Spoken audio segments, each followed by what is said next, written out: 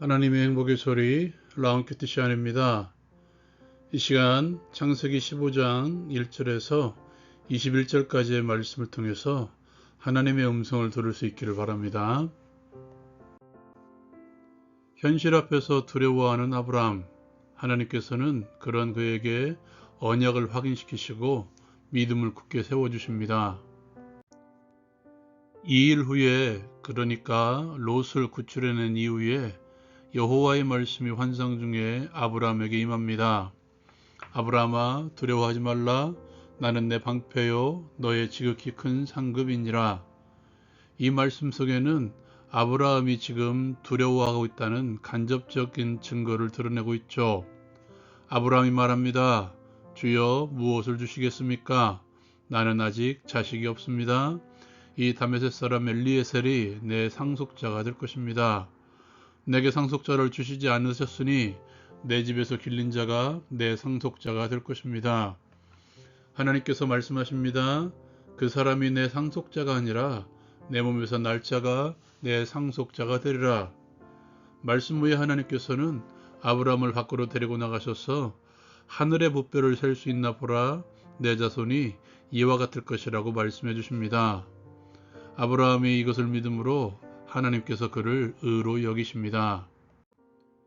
그 후에 하나님께서는 아브라함에게 나는 이 땅을 내게 주어 소유를 삼게 하려고 너를 갈대아 우르에서 이끌어낸 여호와니라고 선포하시며 땅에 대한 약속을 확인시켜 주십니다. 그러나 아브라함은 땅을 받을 것에 대한 증표가 무엇인지 요청하고 있죠.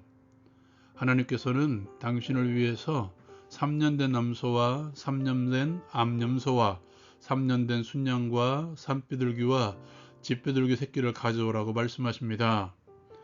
아브라함이 그 모든 것을 가져다가 그 중간을 쪼개고 쪼갠 것을 마주 대하여 놓고 새는 쪼개지 않은 채로 놓았습니다. 아브라함은 솔개를 쫓아내며 기다립니다. 해 질 때에 아브라함에게 깊은 잠이 임하고 큰 흑암과 두려움이 그에게 임합니다. 그리고 여호와께서 아브라함에게 그와 그 자손에 대해서 예언의 말씀을 주십니다. 너는 반드시 알라. 내 자손이 이방에서 객이 되어 그들을 섬기겠고 그들은 400년 동안 내 자손을 괴롭히리니 그들이 섬기는 나라를 내가 징벌할지며 그 후에 내 자손이 큰 재물을 이끌고 나오리라.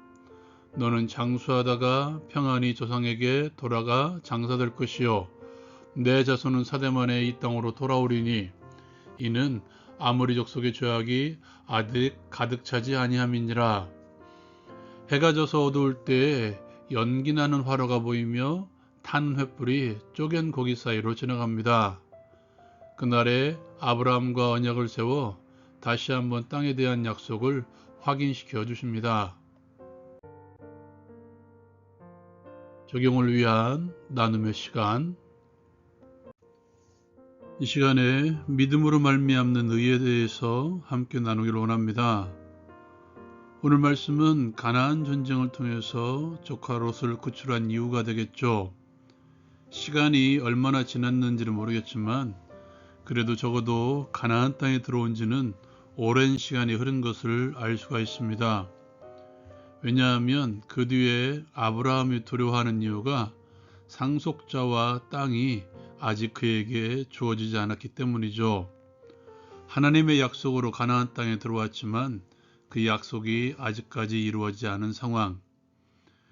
오랜 시간이 지나도 이루어지지 않음으로써 찾아오는 불안과 두려움.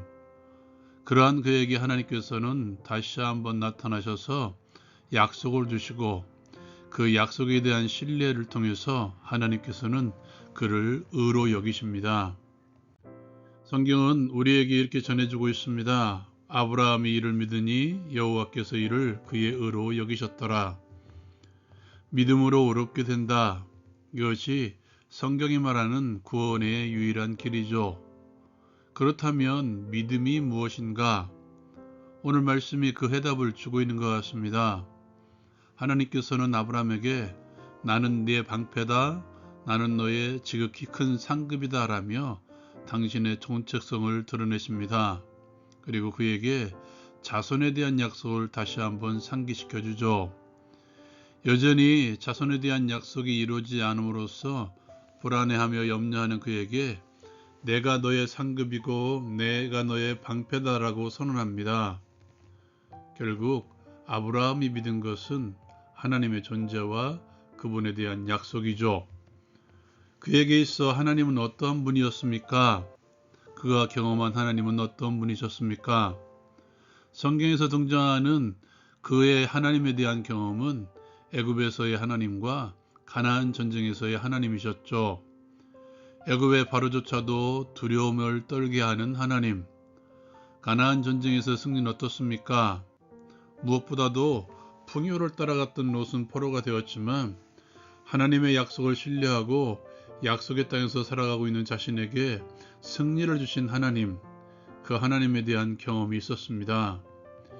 이러한 하나님이라면 이러한 하나님이 나의 방패가 되어주시고 나의 상급이시라면 미래에 이루어지지 않은 것은 아무것도 아님을 깨닫게 되지 않았을까요?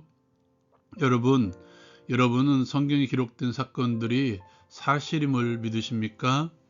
그렇다면 예수 그리스도를 믿음으로 구원받는다는 그 사실이 우리의 믿음으로 이루어질 것입니다.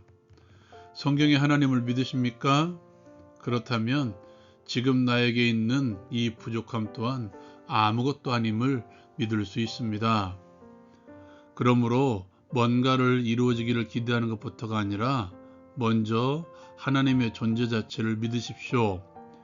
그 하나님만이 나의 방패시며 그 하나님만이 나의 상급임을 고백하십시오.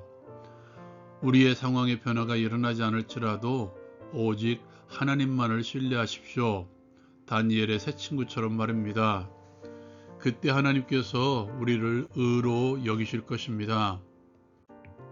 오늘 말씀 가운데 하나님께서는 그러한 아브라함과 특별한 언약 체결 의식을 행하십니다. 하나님께서 준비하라고 하신 재물, 아브라함은 둘로 쪼개어 그 사이를 갈라놓죠.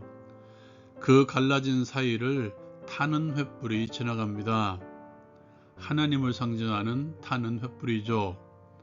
그 타는 횃불이 쪼갠 재물 사이로 지나갔다는 것은 이것은 그 당시 약속을 체결할 때 하는 의식과도 같은 거죠. 만일 약속이 이루어지지 않으면 쪼갠 재물 사이로 지나간 그 약속의 당사자가 쪼갠 재물처럼 될 것이라는 의미로 자신의 목숨을 걸고 약속을 이루어가겠다는 상징적인 의미이죠. 이렇듯이 하나님과의 약속은 하나님만이 지난 것처럼 하나님께서 이루어 가십니다. 우리를 구원하시고자 하는 하나님의 약속도 마찬가지이죠. 그 절정이 바로 십자가의 예수 그리스도이십니다. 이스라엘 민족을 장차 그 섬기는 나라에서 구원하실 것이라는 약속을 주시고 이루어셨듯이 우리를 당신의 백성으로 삼으시기 위해서 구원하시겠다는 그 구원의 약속은 오직 하나님만이 이루어 가십니다.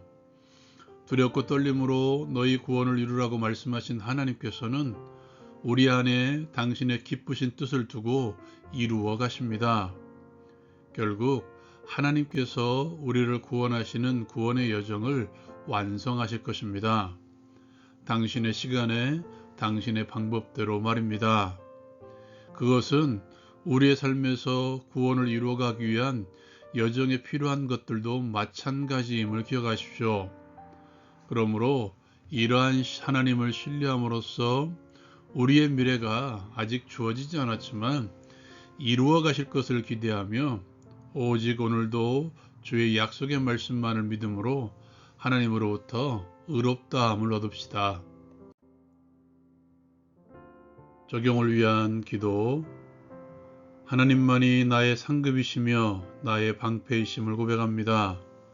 하나님께서 반드시 당신의 약속을 이루어 가심을 신뢰함으로 우리의 믿음의 여정을 멈추지 않게 하옵소서. 예수님의 이름으로 기도합니다. 아멘. 지금 염려와 불안 가운데 있으신가요?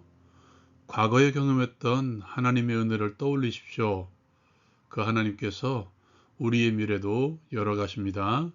라온 큐티 마칩니다.